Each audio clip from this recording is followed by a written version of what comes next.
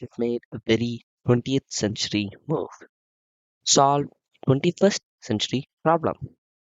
How do you keep rewarding shareholders in an energy transition but it is still fundamentally an oil and gas company? On Monday, Shell said that it has agreed to buy ARC Resources, Canadian energy producer, in a deal worth more than $16 billion. The acquisition will boost Shell's production by roughly 370,000 barrels equivalent of oil a day, and, in Shell's word, at an asset that can support its portfolio for decades. Shell is telling its investors to expect double-digit returns on the deal and higher free cash flow per share starting in 2027. Thank you for listening to Business Insights Daily. I'm your host, Srikank.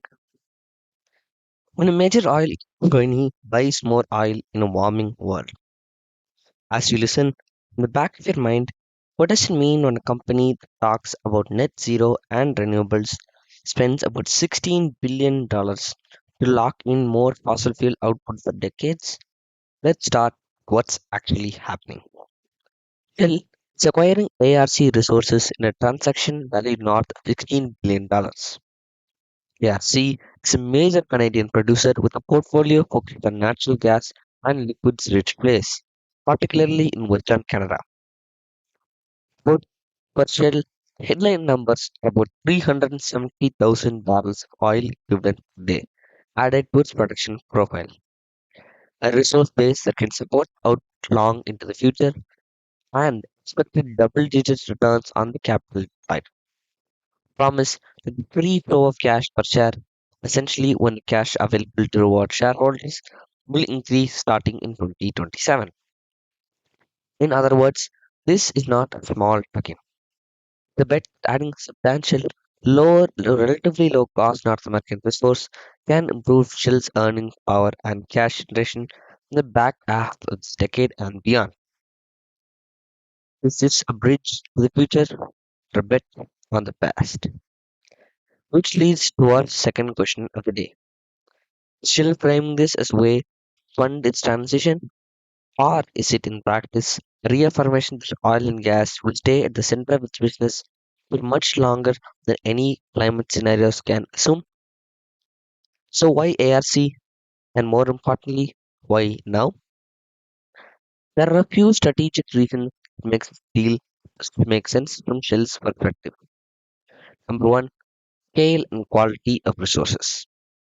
ARC holds significant positions in profit connected plays, especially in gas-rich and liquid-rich fields, feed both domestic demand and export markets.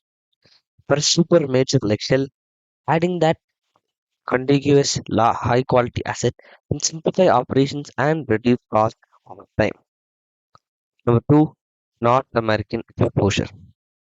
Canada offers a stable rule of law, established infrastructure, and proximity to the US, key market for gas, LNG, and refined products. In a world where some regions are political riskier, doubling down on North America could feel like a safer long term. Number three, gas and transition narratives. Companies like Shell increasingly present natural gas as a transition fuel, cleaner than coal, flexible, and critical for balancing renewables. ARC's heavy gas push portfolio fits the story. It's a fossil, but can be framed as part of the lower carbon mix compared with alternates. Number four, timing and valuations. After years of underinvestment and volatile prices, many producers focus on returning cash to shareholders rather than just excessive growth. A large strategic buyer can sometimes pick up assets on terms that are attractive in a long year price scenario. What this means financially for Shell. From a financial standpoint, Shell is pitching this deal as a fancy way of saying it will make each share more valuable over time. Key elements of that pitch are those double digit returns. Shell anticipates that the cash generated by ARC's assets after operating costs and necessary reinvestment will exceed the cost of its capital by a solid margin. That's what the double-digit return suggests. Free flow cash per share uplift in 2027. Once integration costs are absorbed and any near-term capex is spent, Shell expects ARC's contribution to increase amount of cash available per share for dividends, buybacks, and additional investments. Number three, portfolio balancing. Adding low-cost barrels and gas molecules can help smooth earnings in a volatile price environment. If the asset performs well, they can act as a cash engine to support both shareholder returns and whatever low-carbon investments Shell chooses to make. For investors who prioritize yield and capital decline, it's an appealing story. More cash, not just more volume. Can you finance a transition, this thing you're trying to transition away from? Which brings us to the third question. The plan is to use profitable fossil assets, fund cleaner energy. How long could that balancing act be held? At the same time, things such as investments in renewable biofuels, hydrogen, and EV charging, Shell has pledged towards these, while at the same time it has walked back some of its aggressive targets under pressure to keep returns high. The ARC acquisition highlights attention. On one side, Shell can argue that natural gas, especially if used to displace coal or paired with carbon capture, part of a pragmatic path to lower emissions. We can also say that strong cash flows from those assets are necessary to fund riskier, low return green investments.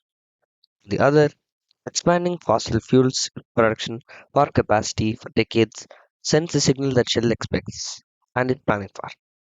Sustained demand for oil and gas well beyond what many 1.5 degree, 2 degrees Celsius climate pathways envision. For climate advocates and some investors, the question is whether deals like this lock in emissions and infrastructure will be hard to unwind later, or whether they are. Shell might say king assets that will eventually taper into cleaner technologies at scale. What this means for the market and you. So, what does this actually mean outside Shell's shareholder base? For the energy market, consolidation among producers can mean fewer players with more pricing power, especially if they stay disciplined about not oversupplying the market. Access to Canadian gas and liquids can support long-term LNG contracts and petrochemical feedstock supply, influencing global pricing dynamics.